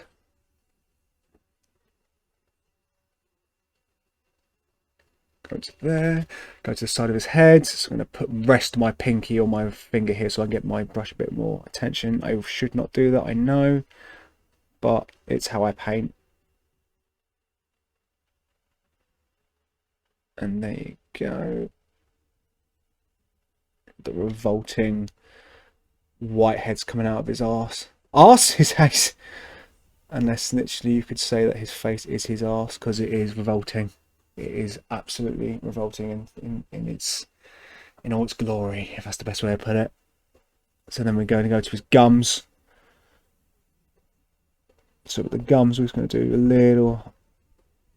little highlight, because the gums aren't going to go fully to the next level, because obviously we're working towards the pus and the horribleness. Even on the back, you can see here, I'm not. This is going to still. I'm going to still leave the red, the crevices. I'm going to still leave that color. I'm not going to touch. I'm just going to do like the kind of the top color. Still revolting and ugly as ever. And this might be the first time, ladies and gentlemen, that you see me kind of focus on two models at once, because I just like multitasking and I like causing my head misery. Because it's good to point out that I left Gerald to dry overnight, because I wanted to make sure that all the contrast was painted and it was dry before I started on anything else. And he was done, I think, a couple of weeks ago. I think it was this week, but I wanted to leave it so he completely was sorted. So now what we're going to do is we're going to go back and we're going to mix the Flame on Flesh back into it, because I don't want it to be a pure white. I want it to be like an off-white. So it's still got that essence of that it's dead skin. But I think going white is going to be too much. But I might turn around and be like, no, fuck it, we're going to go full white. So we're going to go just literally on the tops of the boils. It's kind of like you look at the model and you kind of get a reference of, you kind of look at it and go, oh, that reminds me of something from Resident Evil. Something is just meant to be, something is kind of hiding for me and is going to pop out and literally eat my face. That's how I see it with Nurgle. Because it might be slow, but they're really fucking tough to kill. Especially in Warhammer. And I have very fond memories of trying to kill these fuckers. So what I might do, I might just go over the top. There you go. Kind of, I think we're going to have like I'm going to layer the water, not layer the water effect, but we're going to have like a kind of like an R coat on the top, if I can find that, and see what I can do.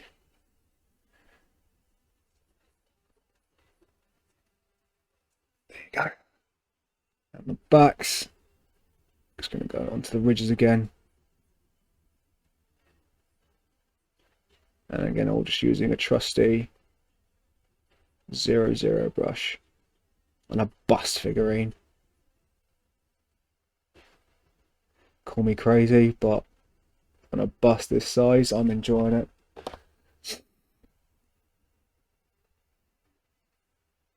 But it's okay. Happens every now and then. Always got me thinking like I'm fucked.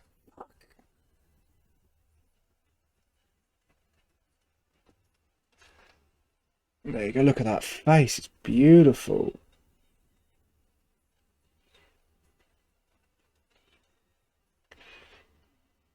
Oh, he looks fucking atrocious.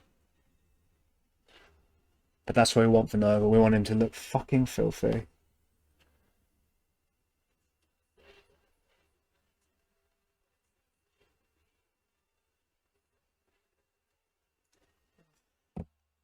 So we got a bit more kind of sickly, crappy, horrible Nurgle Plague Bearer coming up. So then we're going to move on to his tongue. Because I think, if I'm going to mistake, yeah, we've got still a bit more time on these to dry up. So I'm going to go with, I'm going to try, oh, there we go. So please excuse me for a second.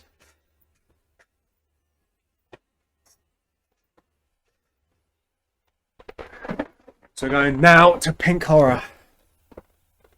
So Screamer Pink was the base coat for his tongue. We're going to mix into Pink Horror. And with this, we're going to try and do is we're going to try and make sure that it's a bit kind of the highlight is a bit liquidy, because the plan is to eventually is to put water effects on it, so literally you can see the slime coming down from his tongue. Because I think I can do that. He says now.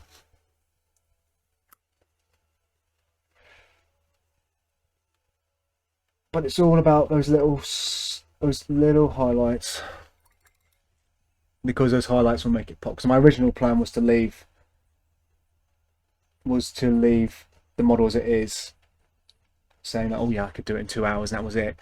But the inner painter in me was like, no, I can get this. I can do a lot more to this and enjoy the thing. Let's give it a go, shall we, lads?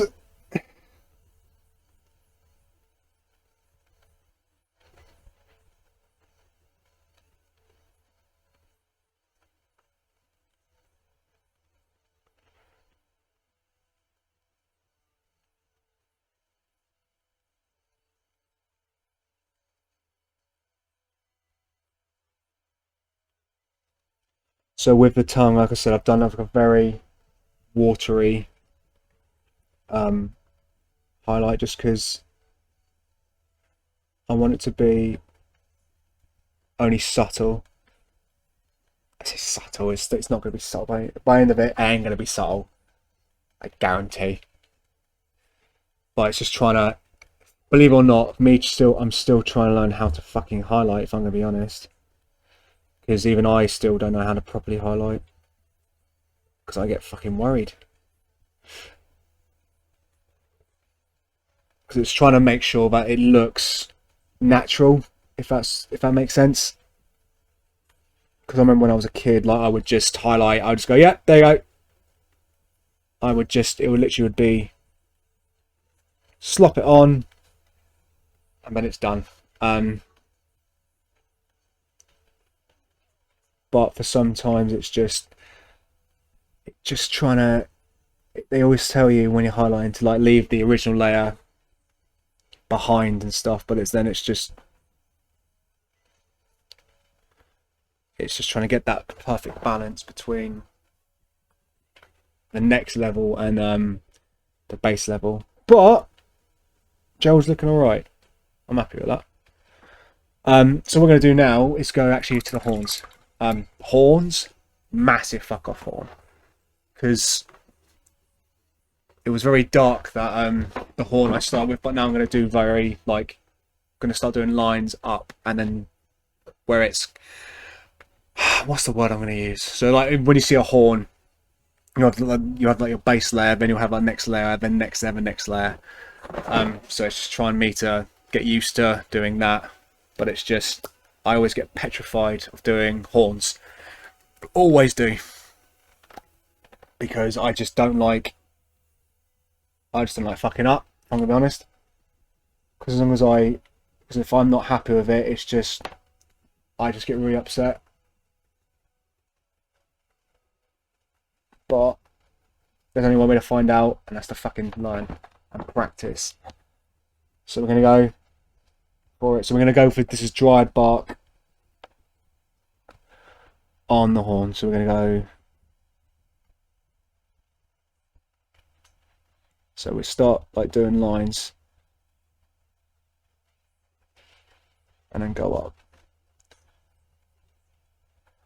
And one thing I was taught is always make sure on a horn or anything like that, just as long as it doesn't matter about the end, but as long as it's in the same direction, you're fine. Swap this out for another brush, I think, because I'm going to get a little bit, let's go for one.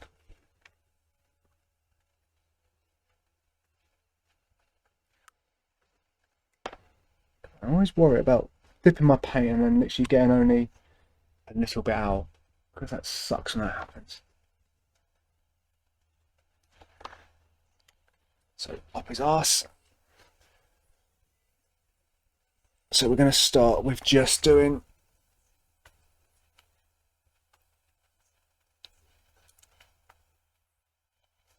just turn it round.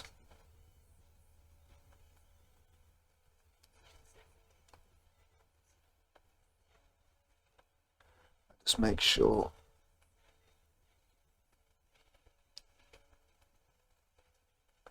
that it looks okay, because with a bust, it's just a little bit more intense.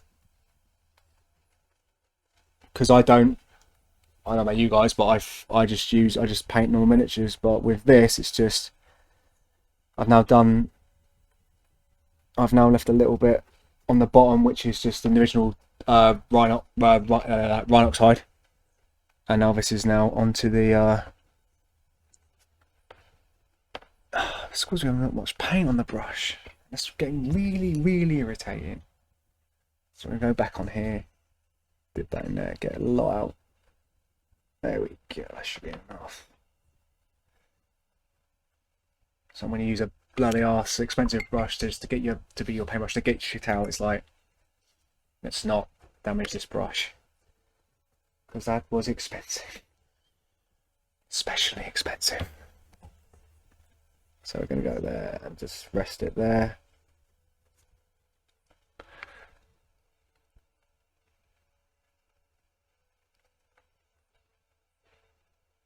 And there we go.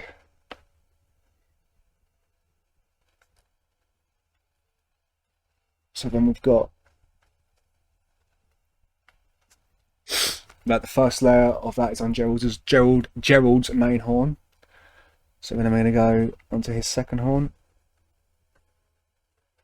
and give that a bit more of a love.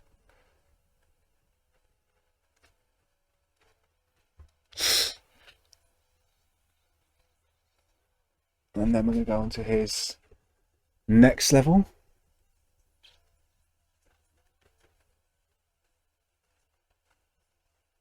Yeah, it's just literally at this point, it's like getting the horns done.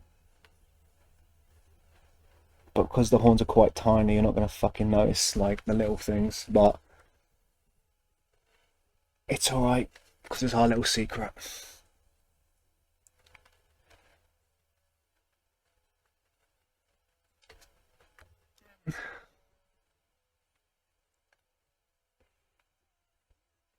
And then again with this technique, we're going to be mostly working on the mixing of paints, because with the effect it's going to need to be, it's going to show slow gradual changes in the browns to the white, to the bone to the white. So I think that's all the horns done, I think. Yeah. Okay, so then let's get one of my khaki brushes, which is an old wash brush from Games Workshop. Oh, that's khaki shit. Lovely. And then we're going to go on to, where's that paintbrush? Which is the lightest one? Shabati. Oh, Shabati. Screaming Skull we're going to go to. Mix that in.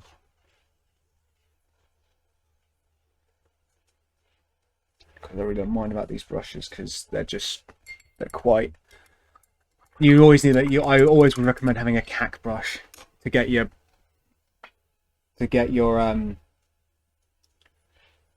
paints onto your palette, or your wet palette, or your standard palette.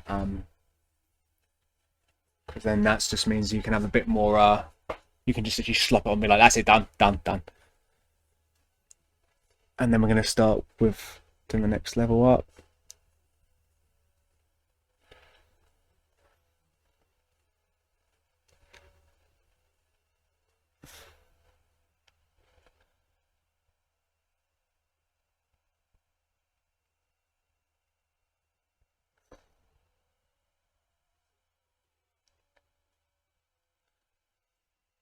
At this rate, I'm going to literally paint it on one section, then the next section, so you can see it from the front, the side, and the back.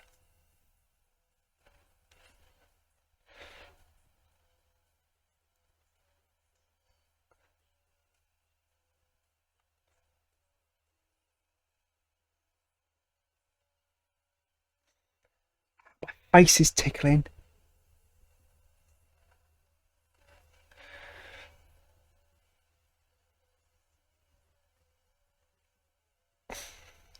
And your great granddaughter is pretty fine. Yes, I'm listening to Busted, because it's fine. Future, Busted, boy bands, and another one, and another one.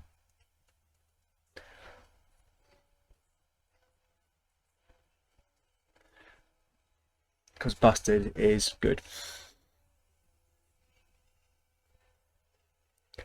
He said, I've been to the year 40,000. Not much has changed, but there's no go everywhere.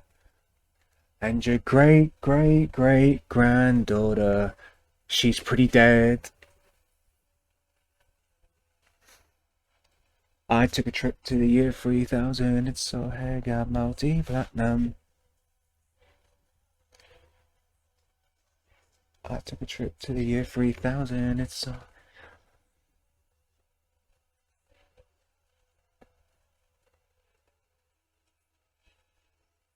Just to say thank you guys for sticking on the stream for so long. I do appreciate that. I really do.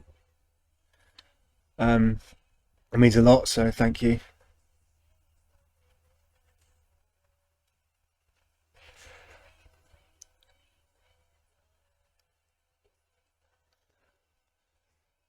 So you can see the gradual change from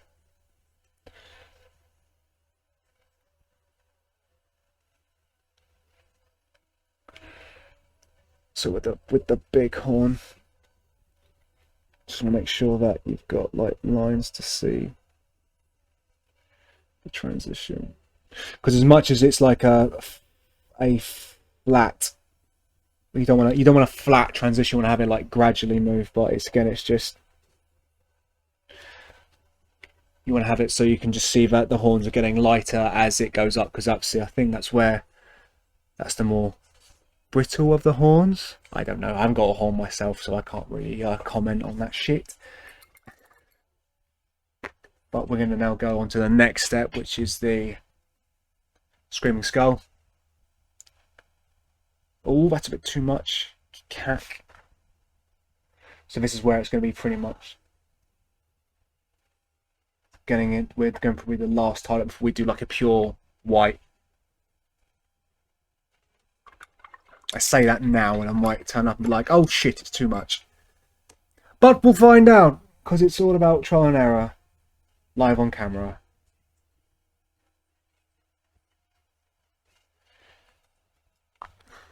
So rest it down, get a bit more space for my elbows.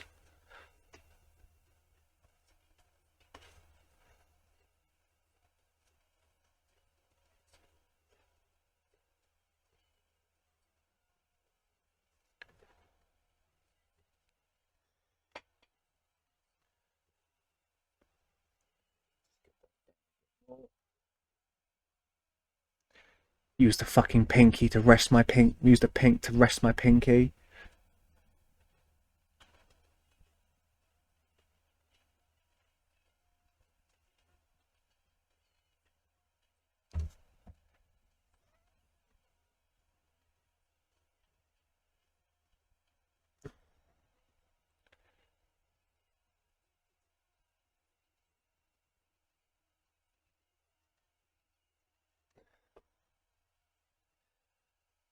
It's tickling me.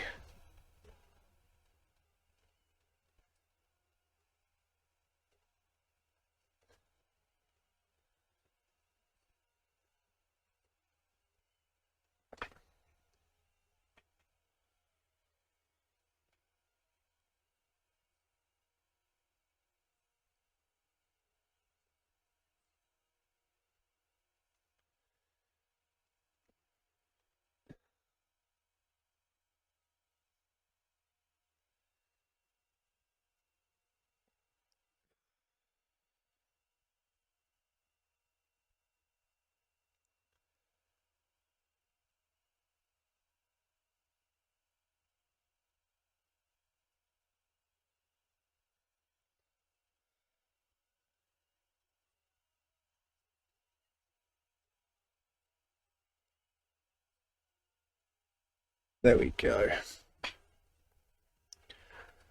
We're getting a bit more toppy tips with this, with Gerald.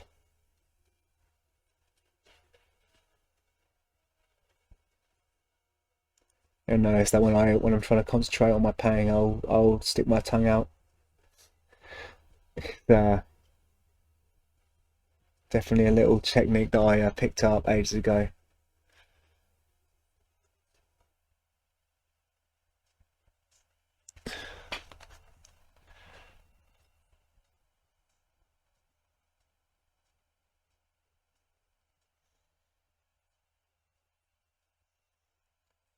Still trying to get the fucking transition right.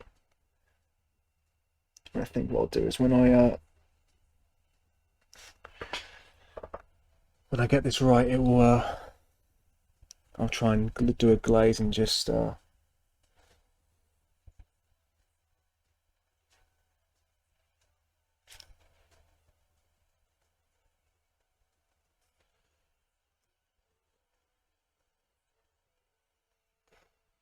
Cool, awesome. So Gerald's now got a bit more of a highlighted horn. Not bad. Not bad at all.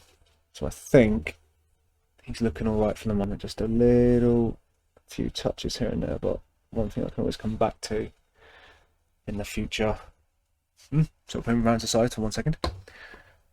Oh my goodness, have I been? Is it almost? My goodness, it's 9 o'clock. My goody gracious, that's the time. That's the time.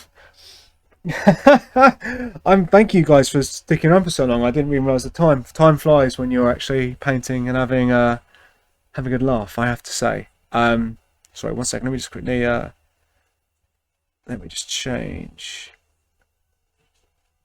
Where is it? No, we don't want that. We want. There we go. And a bit more of a What do I want now? This is going to be... I don't know what's... Oh yeah, it's this track. It's this album. Cool. So, I believe it's time to start assembling or sticking these on. So you now can see our little doobie-doos. Our little door knockers are ready to go. So I think now it's time, finally, to prepare Ludo. So we're going to put those to the side. Make sure the wash brushes out and all that jazz.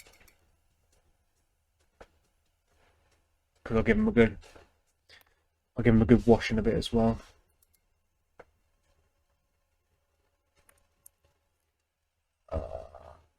Okay, so let's begin. So let me get my... I need my clippers.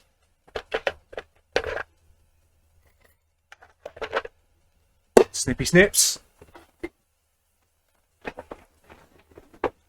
Now the question is, ladies and gentlemen, that's the question. Where are we going to put these on Ludo? So we're going to stick them on the sides, and I think what we're going to do is we're going to take them off and then just going to quickly scrape off the bottom bits, because with the activator it's kind of made it's made a kind of thing around it, like an extra bit of crap. That's the best way to put it. Just going to score that way because we don't need that. So scroll that down. And if we check the other one, obviously that's just been blue tack, so I can just rip that off. Take off the blue tack. Interesting. So I'm not going to see it. So now it's time to basically prep the plinth itself. So we're going to try and get them on the sides. But me being a perfectionist, I want to make sure that they are right. And the way we're going to do this really is going to guess. We're going to play the guessing game. So we're going to move that to the side.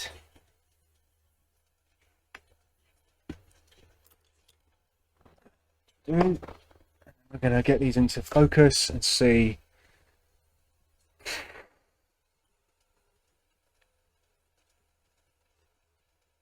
So that looks pretty good to me.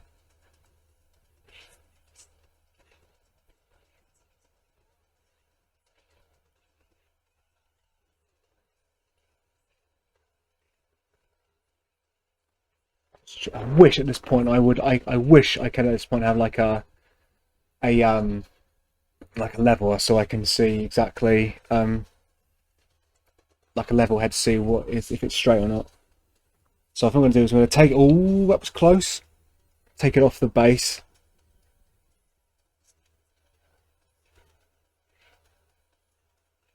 I'm going to use the top of that and go there, I think. I'm going to use trusty blue tack for this.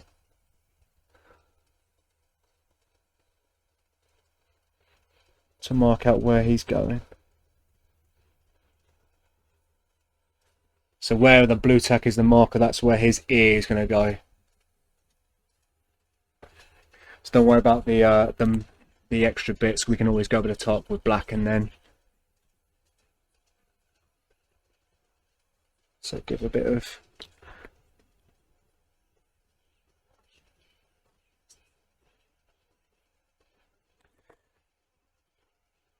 Okay, here we go.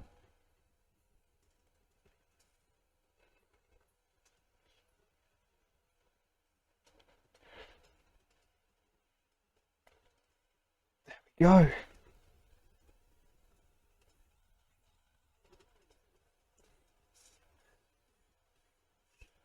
People equal shit. People equal shit.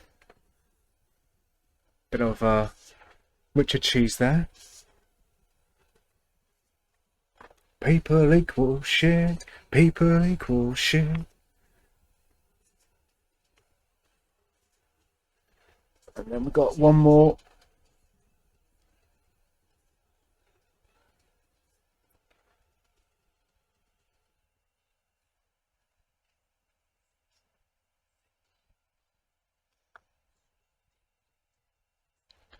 So now literally trying to make sure that these will look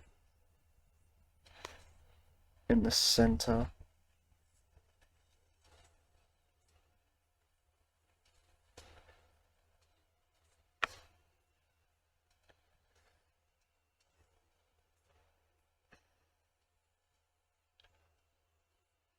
Okay.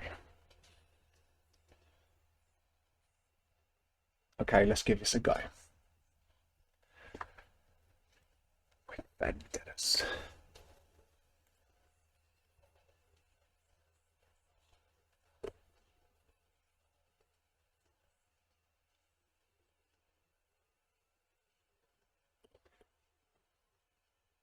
Okay.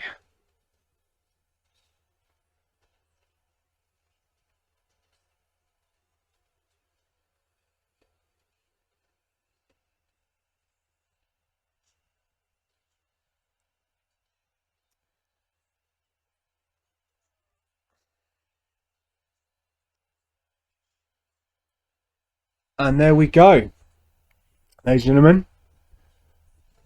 Ludo is finally done. So you've got him there, with the door knockers there, and one there. I'm hoping that looks, and that is, in line with that. But you know what? For my first time doing a bust, and just wanting to make sure that this looks good, I'm happy. So there we go, and that's Ludo done.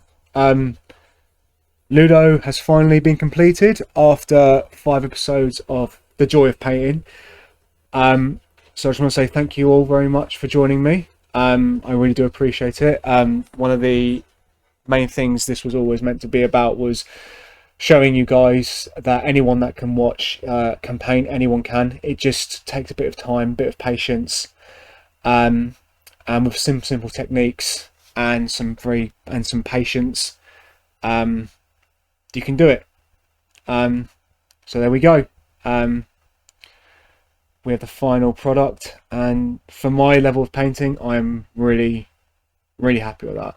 And I think that will definitely be going onto my shelf and being ready to give to my friend for a gift. So that'll be done in the next couple of months, I think. But all it takes me to say is thank you very much for joining me. I really do. It really does mean a lot to me for you guys joining, and just sitting there and watching me paint, because it brings me a lot of happiness. So thank you. Next week I will be doing a new Joy of Painting, and I'll be if you can call it season 2. And season 2 will be unveiling a new big boy that I'll be painting up. So stay tuned for that one. And that's going to be, well, I'm definitely going to have fun with this one. He's currently sitting. I can literally see him sitting on my desk over there. But I'm not going to say what it is, because it's going to be ready for that hype for next week. So hopefully it should be, if all plays well, you'll get an episode next week, or you'll be streaming next week on the same time, 7 till 9. But without further ado, thank you guys so much for joining in with the stream. If you liked it, please follow me on Twitch, and if you've got any comments about what you would like me to do in the future, if there's any specific thing you want me to teach you or show you how to do, I am more than happy to do so. But until then, thank you all so much for joining, and see you next time. Have a nice week.